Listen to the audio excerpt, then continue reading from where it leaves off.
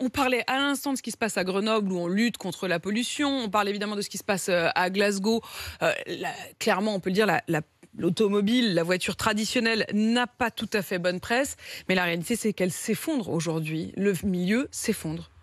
Alors on a une crise conjoncturelle en même temps qu'une transformation. Alors c'est même pas de la transformation écologique, c'est de la révolution écologique. C'est une classe qui en supprime une autre. C'est quasiment du maoïsme. On est actuellement dans le changement de l'électrification de la voiture. Et quand je dis l'électrification, ça passe par les hybrides jusqu'au tout électrique.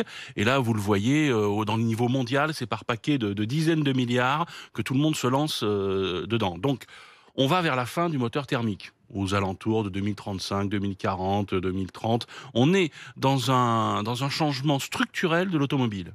Et le problème actuel, c'est qu'on a une crise conjoncturelle incroyable, post-Covid, sur un manque d'équipements, les puces électroniques. Ça pourrait d'ailleurs accélérer, on verra bien, le passage effectivement au tout électrique. Mais quand on regarde les chiffres, ils sont cruels. Quasiment 40% de baisse des immatriculations entre octobre 2021 et octobre 2019, avant la crise, si on s'en réfère à avant la crise. C'est colossal. Ça veut dire quoi? Les Français n'achètent plus de voitures. Alors, le problème, c'est que les Français ne peuvent pas être livrés de leur voiture. Parce que dans le même temps... Même s'ils voulaient acheter une voiture, ils ne pourraient pas, avec cette crise des semi-conducteurs. Dans le même temps, on a nos carnets de commandes qui sont assez bons. On a 2 à 3 mois d'avance dans les carnets de commandes, ce qui est plutôt positif, ce qui n'est pas du tout ce qui était l'année dernière, où là, on avait un trou complet.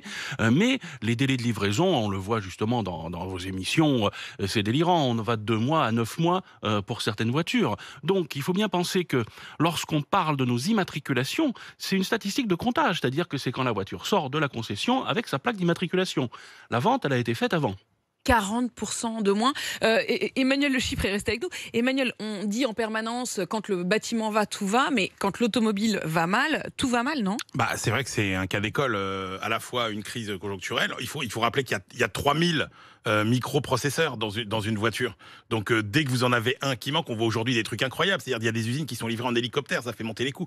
Moi j'avais une question qui était, on voit bien qu'aujourd'hui quand même, en plus les constructeurs, ils privilégient la fabrication des gros modèles, ceux sur lesquels ils font beaucoup de marge. Si vous voulez commander une petite voiture qui coûte pas cher aujourd'hui, il faut oublier, c'est quasiment impossible. Ah oui, tout à fait. En fait, c'est ce qui joue aussi sur la baisse du volume. C'est-à-dire que vous n'avez plus le volume des petites voitures, puisque dès qu'on a des puces électroniques, on les met sur les véhicules à forte marge, sur les véhicules utilitaires et surtout sur tous les véhicules électrifiés. Les hybrides, les électriques. Ce sont plutôt des véhicules un peu plus chers, donc vous n'avez pas... Mais ça veut dire que c'est les plus modestes qui voudraient acheter des voitures qui sont les premiers pénalisés. Alors, c'est oui, avec une double pénalité d'ailleurs, puisqu'on savait très bien qu'une partie des Français pouvaient acheter des voitures d'occasion. Des voitures d'occasion récentes, c'est-à-dire 2 ans, 3 ans, des voitures d'entreprise pour la plupart. Or, le problème, c'est que les entreprises gardent leurs véhicules, puisque de toute façon, ils ne vont pas être livrés en voiture nouvelle. Donc il y a moins de véhicules sur le marché de l'occasion. Il y a globalement moins de véhicules, on est à moins 13% le mois dernier. Comment vous voyez la suite? Je voyais hier qui sont vendus plus cher que des véhicules neufs. Exactement. Alors c'est un phénomène qu'on a en France maintenant, qui est aux États-Unis déjà depuis 6 mois. L'occasion a pris une valeur de plus 30% aux États-Unis.